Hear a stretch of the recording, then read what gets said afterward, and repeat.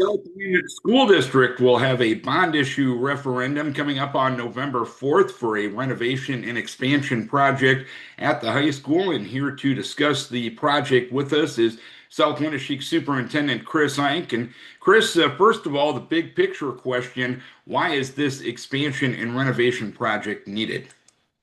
Yeah, we've got a high school building right now that's half of it, a good portion of it was built in 1930, and so that part of the building's approaching 100 years old, and it's quite outdated. Consequently, we have a boiler, a single boiler. It's a steam boiler, Darren, and I don't know if you know much about HVAC or boilers, but that's a pretty outdated technology, actually using a steam boiler. So it's quite expensive to maintain it. And again, the building just being the age it's in, windows, the exterior roofs, whatnot, needs some serious attention.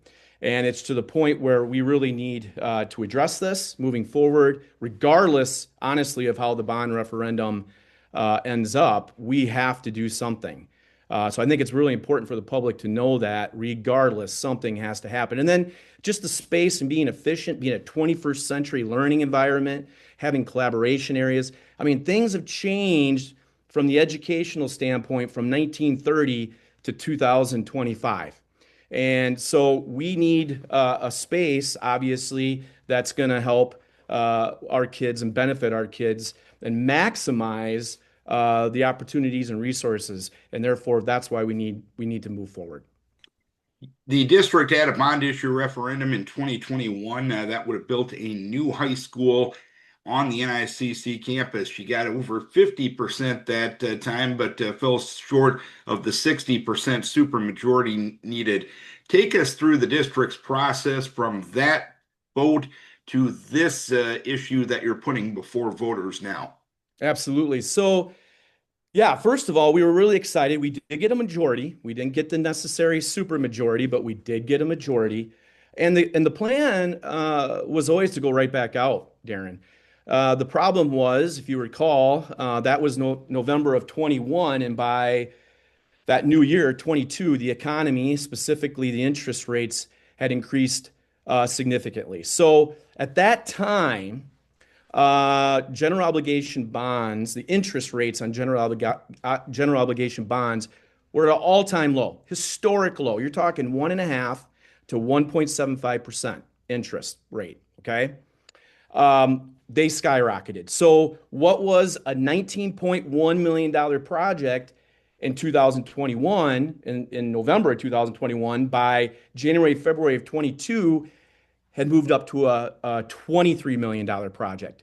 So the board elected that, or determined that we needed to just pause.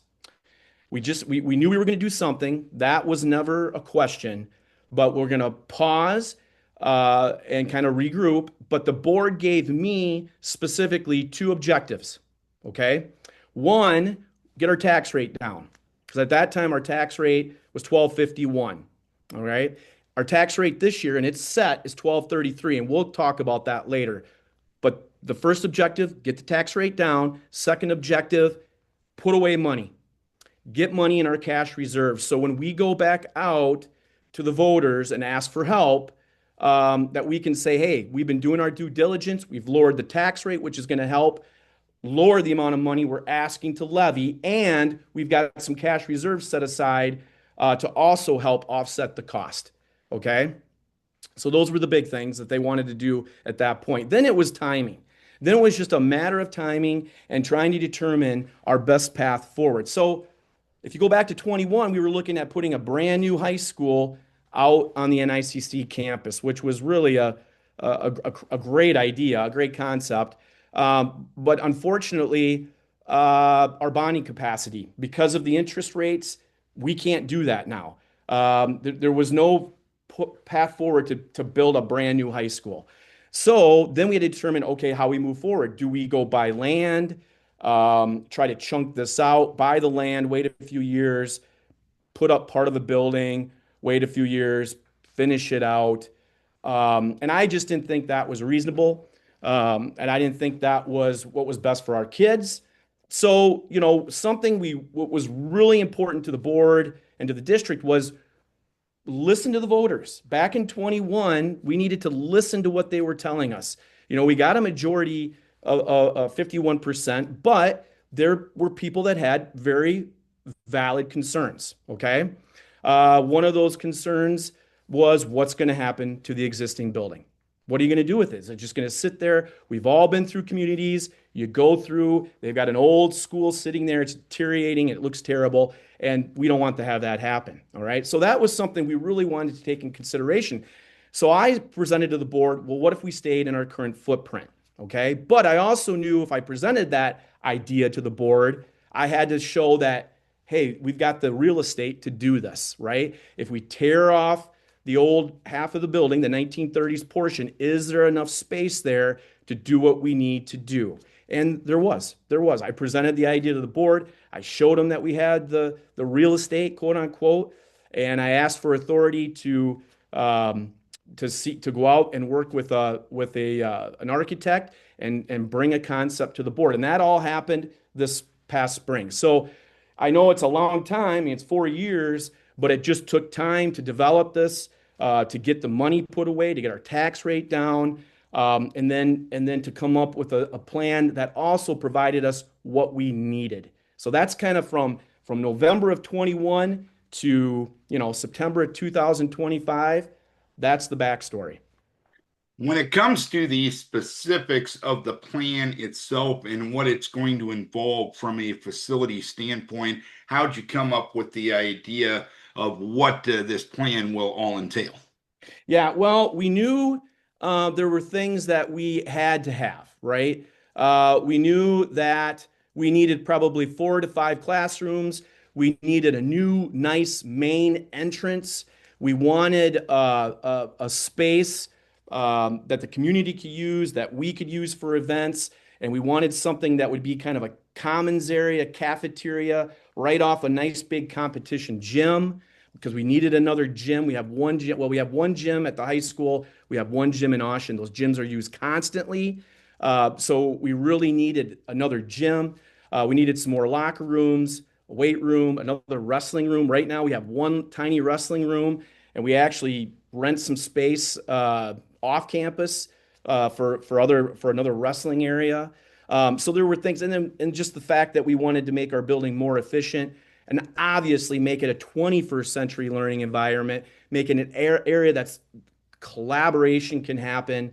And then a big piece of that was also utilizing the existing part of our building, because that was also a concern back in 21 as well. Okay, well, you're going to build this new high school out on the NICC campus. What are you going to do about an auditorium? Well, we were going to utilize our existing auditorium at that point in time. Now we don't have to worry about that. We're going to utilize our existing auditorium because it's going to be part of the school. So and then we have a hallway, or we have classrooms underneath our existing gym. We're going to utilize those. So it was really a combination of, okay, what do we need? What do we have to have? And then how do we merge that into, how will that encompass with the existing thing space that we have? And that's how we came up with our concept. And obviously, education is the top priority in any of these changes. But you touched on community uses. How important is that, being the fact that, for all practical purposes, this is the community's building? Absolutely, you're 100% right. And that's just it. The taxpayers are paying for it, so we want them to be able to utilize that. So above this new competition gym, we're going to have a walking track. We want our constituents to be able to utilize that. That commons area, be able to utilize that. A new weight room, be able to utilize that. Now, I've had a lot of questions asked about how that's going to work. I don't have all the answers about that. I really don't. But that is our intent. We want the community to be able to use these new facilities as much as possible because they're paying for it. And related to the plan itself and how to finance it, how'd you come up with the financing of this plan and doing it in a little bit more of a creative way than the 2021 vote? Yeah. So the 2021 vote, that was a $19.1 million project. Okay. Now, this is a total project cost of 23 million, well, basically 23.5 million, Darren. It's $23,446,705 to be exact, okay? But we're only going to request 13 million of that through the bond referendum. Okay, so that's actually 6.1 million less than what we were requesting in 2021. The remaining costs will be funded through sales tax or SAVE. Okay, our voted physical plant and equipment levy, and then obviously over the 2 million in cash reserves, which was a result of diligent financial planning by the district. Okay, so to give you some perspective, back in 2012, which was the final year of our last bond referendum from the 1990s, our tax rate was 1494. 1494. Okay. In FY21, when we were going out for the bond referendum in 21, okay, the tax rate was 1251.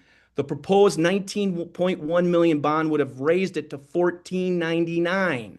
Okay, so 2012 it was 1494. In 21 we were proposing to raise it to 1499. Okay, now let's go to 2025 or FY26.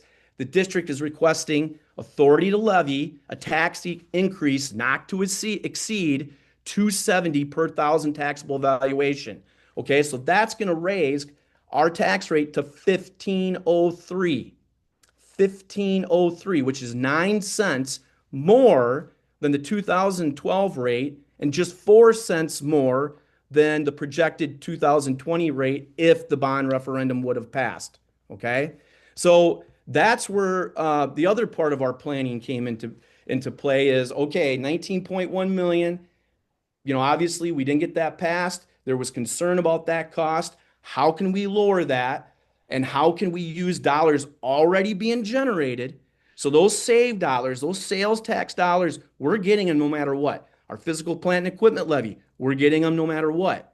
All right. Those dollars are being generated. So we're going to utilize those dollars to offset costs to our patrons. And related to the fact that you're going to be using some save dollars and also some PEPAL dollars for this, how do you make sure that there's still enough money in those funds to take care of other issues that may come up outside of this project?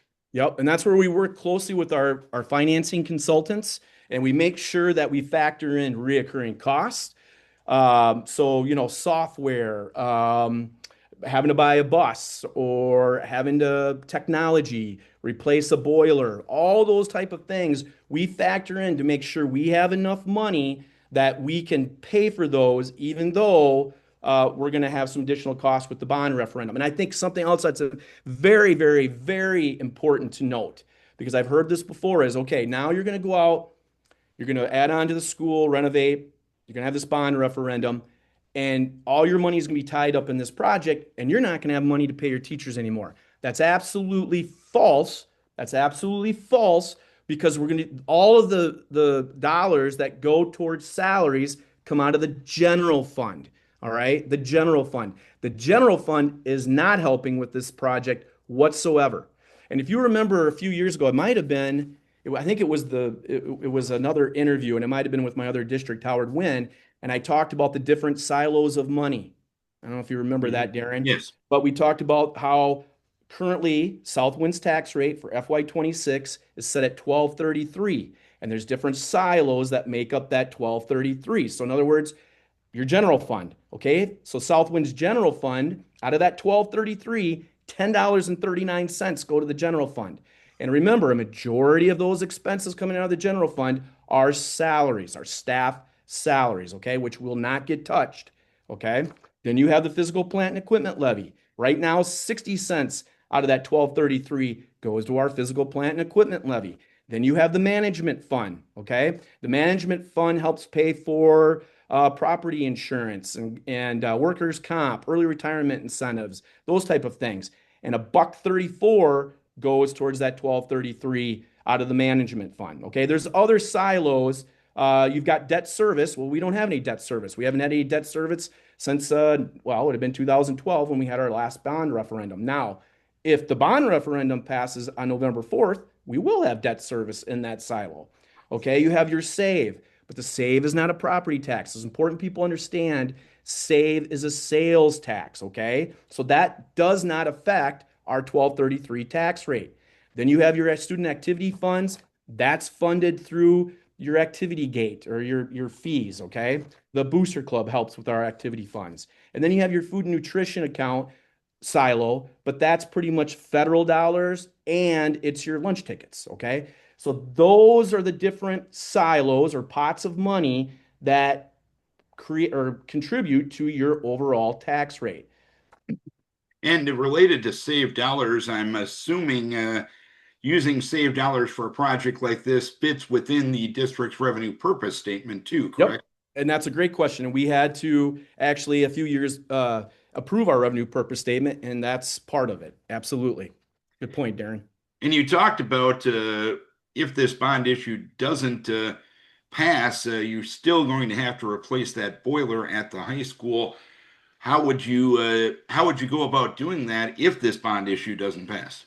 Yeah, we'll have to reevaluate it at that time and see which way we want to move forward. It's really important that we listen to our constituents and what they have to say. We feel like we've really done our due diligence this time. This is now the second time, so this isn't our first rodeo with the bond referendum. We feel like we really did listen to our constituents back in 2021. That's why we lowered the tax rate. That's why we put over 2 million in our cash reserve. That's why we lowered the amount that we're asking for the bond referendum by over $6 million. And we're staying within our current footprint of where we're at. All right. So we really have done, I think, our due diligence. The board has done a great job as far as listening to our constituents and then formulating a new plan that really works within the best interest, not only of our students, but our community. And maybe this is a cart before the horse question, but assuming this bond issue passes, could you get this project underway and keep classes going as normal as possible? Yeah, it's a great question, Darren. I'm glad you asked that. Yes, we can. And so we've looked at some different options. I think right now what we're going to do, and this would, the architects have told us that basically it would be 1 year, one school year. So we would break ground in the spring, start have all that whole summer, then that following school year, and then the following summer, and then move in that following fall. So there's a couple different things here, and I'll get back to your original question. If we could, if it passes and we can really get the planning done quickly, if we could break ground in the spring of 26, then potentially, we're moving in the fall of 27. If not, it'll probably be the fall of 28. Now, to answer your question specifically about the housing, we could use the west side of the building, and we'd have to use the auditorium. We would use the gym for classroom space. We would get really creative. We would have all of our meals made in Austin because they have a full kitchen there. And then we would bring them over to the high school, and that's how we'd feed the high school students. So we have a plan ready to go for that. And are there going to be some opportunities for the public to get more information and to ask their own questions related to this vote coming up? Absolutely. So here are the dates. September 24th, which is a Wednesday, will be our first open forum at 7 p.m. in the high school auditorium. So again, Wednesday, September 24th, 7 o'clock at the South Winneshiek High School auditorium in Kelmer. Okay. Our next one will be October 6th, which is Monday at 7 p.m. in the Festina Community Center. So again, October 6th, 7 p.m., Festina Community Center. Our next one will be on October 13th, which is also a Monday, at the elementary middle school in Austin in the music room beginning at 7 p.m. So again, October 13th, elementary middle school music room in Austin, 7 o'clock start time. And then our final one will be October 27th, which is a Monday as well, at 6 p.m. This one's at 6 p.m., and that will be at the Spillville Public Library. So October 27th, 6 p.m., Spillville Public Library. And then just for people to know, I've been trying to get out as much as I possibly can. I've been to a Kelmer City Council meeting to present them with our plan. I've been to a Spillville City Council meeting. I presented them the plan. Last week, I was at the Austin City Council. I'm going to go, I think, next month to the Austin Crown Club. If there's any other groups that would like me to come and present the plan and answer questions, just give me a call, email me, and I'm more than happy to come. Now, they can also go to our school website, which is www.southwind, and they can find, there's right on the front page, there's bond referendum 2025 link. They can find information there. They can come to the district office. We've got information, handouts available. And what's nice on our school website, we also have the 21 bond referendum information from back then. So you can do a little bit of comparing if you want. Anything we didn't cover, anything else you want to pass on to the public as long as you got the forum this morning? Well, I just want to thank you, Darren, for having me on. I really appreciate that. I just want to really stress to the public, we want to do what's best for our students. We always want to keep their best interests as our number one objective, and that's what we're doing. And, Southwind is a vibrant school district, and we're not looking just at, 5, 10 years out. We're looking at 25, 30, 50 years out and really making sure that we're providing the necessary resources so our kids can have the most success possible. Kris, appreciate the time and the information. Thank you. Thanks, Darren. Appreciate it. Kris Einck, Southwind School Superintendent, discussing the upcoming bond issue referendum on November 4th.